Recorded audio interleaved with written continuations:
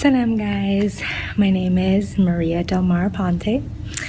I am from San Juan, Puerto Rico, and this is my revert story. আমি বড় হয়েছি একটি Roman Catholic ফ্যামিলিতে। আমার পেরেন্টস মানে আমার মা, তিনি ছিলেন একজন ক্যাথলিক এবং তিনি খুব ধার্মিক প্রকৃতির ছিলেন। তাই প্রকৃতিগতভাবে আমি যখন জন্মেছিলাম, আমি যেহেতু নিজের সিদ্ধান্ত নিজে নিতে পারতাম না, তখন আমি আমার ব্যাপটিজম গ্রহণ করি। আর আমি তখন একটা মহিলা ক্যাথলিক স্কুলে পড়াশোনা করতাম। যেহেতু আমি ক্যাথলিক ছিলাম, তাই আমি বন্ধুদের সাথে মেলামেশা করতে পারতাম। কারণ আমার নিজের খুব অড ফিল হতো, এমনকি আমি সত্যি এটা করতেও চাইনি। আমি শুধু এটা আমার মা, আমার পরিবার এবং আমার বন্ধুদের জন্য করেছি। যাই হোক, আমার যতদূর মনে আছে, আমার কখনোই মন থেকে সেই অনুভূতিটা হতো না যে আমি চার্চে যাব। আমি কখনোই খুশি অনুভব করিনি। সত্যি কথা বলতে আমি কখনোই প্রে করতে চাইতাম না। আমি আধ্যাত্মিকভাবে খুবই ডিসকানেক্টেড ছিলাম। আমার মনে আছে, আমি যখন ছোট ছিলাম, চার্চে প্রে করার সময় আমি আমার ভাইকে চিমটি কেটে দিতাম, আর যেই সে কাঁদতো আমি তখন তাকে বাইরে নিয়ে চলে আসতাম। তখন থেকেই আমি খুব কনফিউজ ছিলাম যে কেন আমি এই জিনিসটাকে পছন্দ করতে পারছি না, নিজেকে কেন এটার সাথে কানেক্ট করতে পারছি না। আমি যেন এটার থেকে আরো দূরে সরে যাচ্ছিলাম। আমার মনে মনে খুব ইচ্ছা হতো যে আমি ধার্মিক হওয়ার চেষ্টা করব। আমি মনে করি আমার মা এটার সাথে অনেক লড়াইও করেছে, কারণ সে নিজে এটার খুব ভক্ত ছিল। আর অপরদিকে তার কন্যা চার্চে যা কিছু ঘটে তার বিরুদ্ধে ছিল, আর তিনি আমাকে কোনো মতেই ক্যাথলিকদের সাথে যুক্ত করতে পারছিলেন না। আর আমি শুধু ভাবতাম যে কেন আমি নিজেকে এটার সাথে ফিট করতে পারছি না। আরেকটা জিনিস আমার মনে আছে, যখন আমি হাই স্কুলে পড়তাম, সেখানে চ্যাপেলের একজন যাজক আমাকে ডেকে বলেছিলেন, তুমি তোমার ধর্মের সাথে নিজেকে মানিয়ে নাও। আর আমি সর্বদাই এই ধারণার প্রতি বিভ্রান্ত ছিলাম যে কেন আমাকে এই জিনিসগুলোর সাথে মানিয়ে নিতে হবে। এমনকি তিনি আমাকে অনেক ধরনের প্রে করতে বলতেন, যাতে করে আমি আমার সমস্ত পাপ থেকে পরিত্রাণ পাই। আমি কখনোই এটার অর্থ খুঁজে পেতাম না। অনেস্টলি আমার তখনই মনে হতো যেন আমি ওই রুম থেকে বেরিয়ে যাই। তারপর আমি 17 বছর বয়সে হাই স্কুল থেকে গ্র্যাজুয়েশন পাস করি, আর তারপর আমি আমার স্নাতক ডিগ্রি শেষ করতে ওহাইও রাজ্যে এসেছিলাম। আর যতদিন না পর্যন্ত আমি একটি মেরিন স্কুলে যেতে পেরেছি, ততদিন পর্যন্ত আমি এখানেই ছিলাম। কিন্তু সেখানেও আমি কখনোই চার্চে যেতাম না, এমনকি আমি আমার স্কুলের কোনো ধার্মিক অনুষ্ঠানেও অংশগ্রহণ করতাম না। যাই হোক, আমার স্নাতক ডিগ্রি চলাকালীন আমার বেশ কিছু সৌদি ফ্রেন্ড ছিল, আর তারা সত্যি আমার খুব ভালো বন্ধুও ছিল। তারা আমাকে কিছুটা ইসলামের সাথে পরিচয় করিয়েছিল। তারা আমাকে বলতো যে আমাদের 5 ওয়াক্ত নামাজ পড়তে হয়, এমনকি তারা এটাও বলতো যে আমাদের পর্ক খাওয়া নিষিদ্ধ, আরও অনেক কিছু বলতো। আর আমি সবসময় তাদের কাছে এ বিষয় নিয়ে এনকোয়ারি করতাম, আর আমি তাদের বলতাম যে আমাকে সমস্তটা ব্যাখ্যা করে বোঝাও। দেন আমার স্নাতক ডিগ্রি ছিল ইন্টারন্যাশনাল স্টাডিজ নিয়ে আর পিস অ্যান্ড গ্লোবাল সিকিউরিটি নিয়ে। তো এরই একটা পার্ট ছিল রিলিজিয়ান নিয়ে। তাই আমি সিদ্ধান্ত নিই আমি ওয়ার্ল্ড রিলিজিয়ানটা বেছে নেব। ফর সাম রিজন আমি ডিসাইড করি যে আমি ইসলামে বেশি ফোকাস করব। আমি জানতাম না যে কেন আমি এটা করছি, যেখানে আমি কখনোই আমার নিজের ধর্মকে চাইনি, আর সব ধর্মের মধ্যে যেটা আমার মনোপুত হয়েছিল সেটা হলো ইসলাম। তাই আমি এই কোর্সটা করার সিদ্ধান্ত নিই।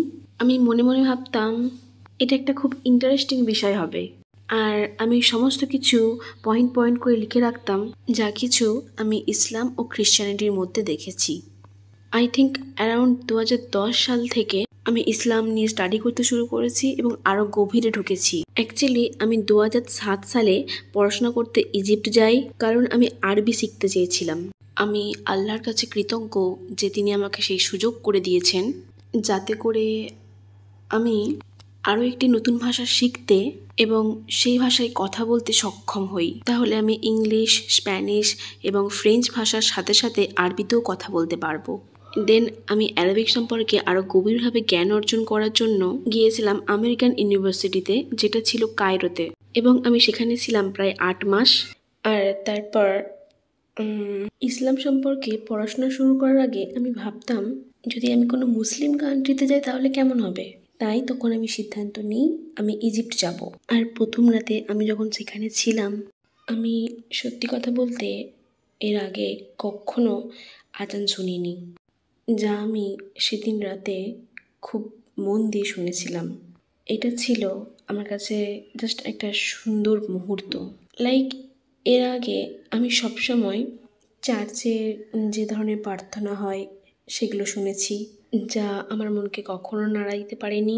কিন্তু প্রথমবারের জন্য যখন আমি আজান শুনি, I was like, oh my God, কেন জানি না এটা আমার কাছে একটা সুন্দর মুহূর্ত ছিল। আমি যেন মুগ্ধ হয়ে গেছিলাম এবং তারপর থেকে আমি আরও গডের সংস্পর্শে যাওয়ার চেষ্টা করি।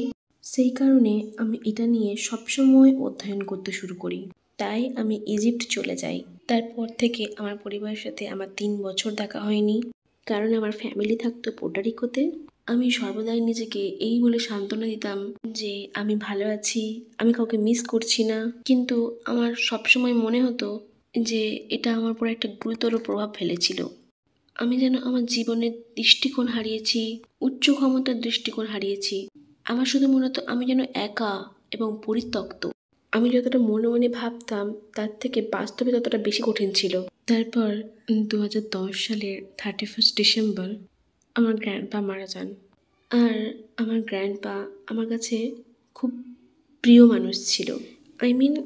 আমি আমার পেরেন্টসদেরও ভালোবাসতাম, বাট আমার গ্র্যান্ডপা এমন একজন মানুষ ছিলেন যিনি আমাকে ইজিপ্ট যেতে সাপোর্ট করেছিলেন। তিনি ছিলেন পোর্টোরিকোর একটা স্মল টাউনের মানুষ। তিনি এমনকি পোর্টোরিকো কখনো ত্যাগ করেননি, এমনকি কোথাও ভ্রমণ করতেও যাননি। কিন্তু তিনি আমাকে সবসময় অ্যাডভেঞ্চার করতে উৎসাহিত করতেন। আর আমি তারই মৃত্যুর খবর শুনে সেই মুহূর্তে যাওয়ার জন্য সক্ষম ছিলাম না, যেটা মেনে নেওয়া আমার কাছে খুব কঠিন ছিল। যেহেতু 31 মারা গিয়েছিলেন আর আমার ক্লাস শুরু হতো 4 জানুয়ারি থেকে, তাই আমি যেতে পারিনি। তখন আমার মনে হচ্ছিল আমি যেন আমার পথ হারিয়ে ফেলেছি। আমার সেই মুহূর্তে এমন একজনকে প্রয়োজন ছিল যে আমাকে সান্ত্বনা দেবে। তাই তখন আমি সিদ্ধান্ত নিই আমি ইসলামের পথে হাঁটা শুরু করব। আমি আল্লাহর কাছে সবসময় একটাই অনুরোধ করতাম, যাতে করে তিনি আমাকে দুর্বল থেকে আরও শক্তিশালী করে তোলেন। তাই আমি 2012 সালে আমার শাহাদার ঘোষণা দিই। আর ঠিক এই ঘটনার পরেই আমার একটা সার্জারি করার কথা ছিল। আমাকে আমার টনসিলটা গত বছর রিমুভ করতে হয়েছে। আর তখন আমার পেরেন্টসদের সাথে আমার 3 বার ধরে দেখা হয়েছে। তারা আমাকে হেল্প করতে চেয়েছিল আমার সার্জারির সময়।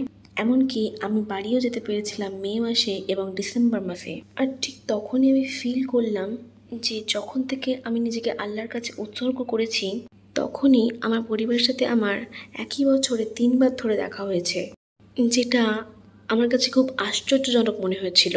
আমার যেন মনে হচ্ছিল আমি সঠিক পথে হাঁটছি। আমি গত 3 বছর ধরে ইসলাম নিয়ে অধ্যয়ন করছি, আর এখনও পর্যন্ত আমি এটা সম্পর্কে আরও জানার চেষ্টা করছি। আমি এটা সম্পর্কে অনেক ভিডিও দেখি, বই পড়ি, এমনকি আমি আরবিতে কথাও বলি। আমি কোরআন পড়ার চেষ্টা করি যতটা আমি পারি। বিশেষ করে রমজান মাসে আমি আরও বেশি করে পড়ার চেষ্টা করি। আর এটাই ছিল আমার লাইফের সাথে মূল স্ট্রাগল। কারেন্টলি আমি এখন আবুধাবিতে আছি, আর আমি কৃতজ্ঞ এখানে আমি আমার বন্ধুদের সাথে দেখা করার সুযোগ পেয়েছি এবং আবুধাবিতে গিয়ে আমি আমার রমজান মাস কাটাতে পেরেছি। এমনকি আমি কুয়েতেও ঘুরতে গিয়েছিলাম আমার কিছু বন্ধুদের সাথে। আর এটা এমন ছিল যা আমি স্বপ্নেও ভাবিনি আমি করতে সক্ষম হব। আমার জীবনের একটাই মাত্র স্বপ্ন ছিল আমি গলফ কান্ট্রিতে ঘুরতে যাব, আর সেই স্বপ্নটা আমি পূরণ করতে পেরেছি। এটার জন্য আমি আল্লাহর কাছে খুব কৃতজ্ঞ। এটা ছিল আমার জীবনে এক ধরনের ছোট ঝলক, যা আমাকে একটা সঠিক পথ বেছে নিতে সাহায্য করেছে, যার জন্য আমি আমার শাহাদার ঘোষণা দিতে পেরেছি। আমি একজন ভালো মুসলিম হয়েছি। আমার ইসলাম সম্পর্কে আরও অনেক কিছু জানা বাকি আছে।